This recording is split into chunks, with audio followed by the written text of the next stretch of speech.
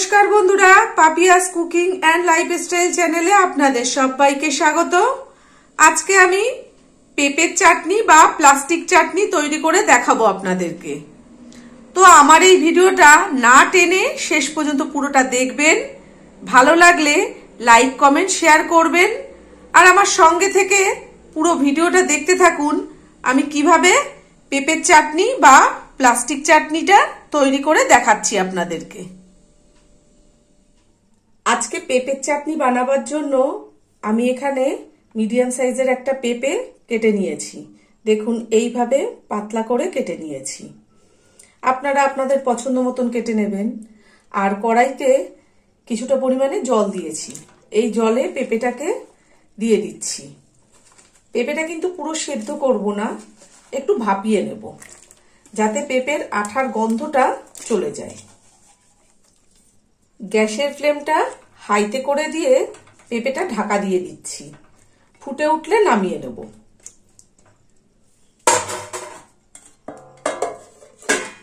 পেঁপেটা ফুটে উঠেছে, আমি ঢাকাটা খুলে দিচ্ছি। এবার এই ঝাঁঝরিটার সাহায্যে পেঁপেটাকে জল থেকে তুলে নেব। আর এখনো যারা আমার চ্যানেলটিকে সাবস্ক্রাইব করেননি তাদের কাছে আমার অনুরোধ রইল, আমার চ্যানেলটিকে অবশ্যই করে সাবস্ক্রাইব করবেন এবং পাশে থাকা বেল আইকনটি ক্লিক করে অল করে দেবেন, যাতে আমি যখন যা নিত্য নতুন ভিডিও ছাড়বো তার নোটিফিকেশন সবার প্রথমেই আপনাদের কাছে পৌঁছে যাবে। আমি এখানে মিডিয়াম সাইজের একটা পেঁপে নিয়েছি। আপনাদের যতটা প্রয়োজন আপনারা সেই বুঝে পেঁপে নিয়ে নেবেন।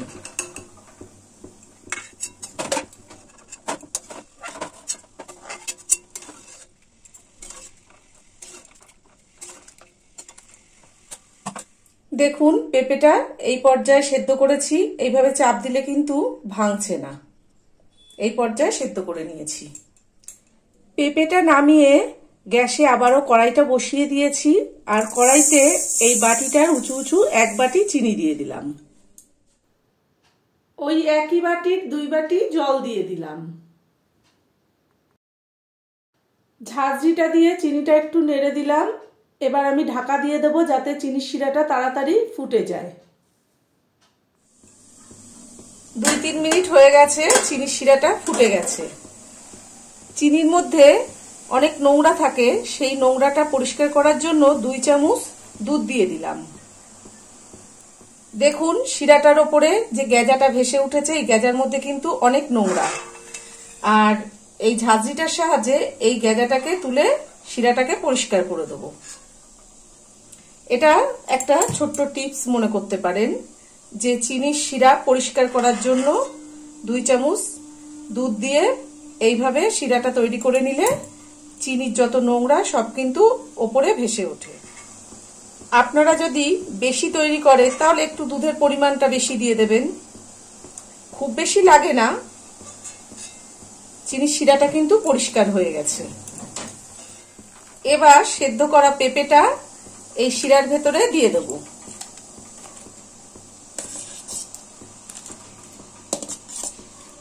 পেঁপেটা শিরার সঙ্গে ভালোভাবে মিশিয়ে দিলাম আর গ্যাসের ফ্লেমটা মিডিয়ামে করে দিয়েছি। পরিমাণ মতন নুন দিয়ে দিলাম।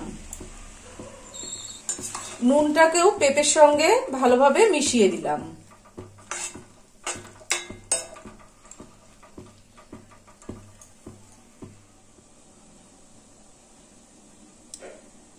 এখানে কিছুটা কাজু কিশমিশ ধুয়ে রেখেছি, সেই কাজু কিশমিশটা দিয়ে দিচ্ছি। কাজু কিশমিশটাও পেঁপের সঙ্গে ভালোভাবে মিশিয়ে দিচ্ছি। আর কাজু কিশমিশটা আপনারা চাইলে নাও দিতে পারেন, তার জন্য চাটনির স্বাদ খারাপ হবে না। এবার এই কাঁটা চামচটার সাহায্যে লেবুর রসটা চাটনির ভেতরে দিয়ে দেবো। কাঁটা চামচটা দিয়ে এইভাবে মুড়িয়ে মুড়িয়ে লেবুর রসটা চাটনির ভেতর দিয়ে দেবো।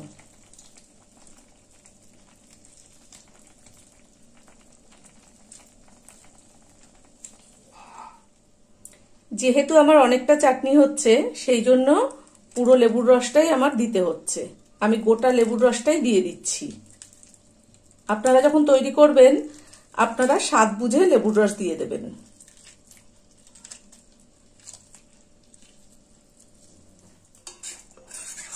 আমার গোটা লেবুর রসটা দেওয়া হয়ে গেছে। এবার খুন্তির সাহায্যে লেবুর রসটা একটু ভালোভাবে পেঁপের সঙ্গে মিশিয়ে দিচ্ছি।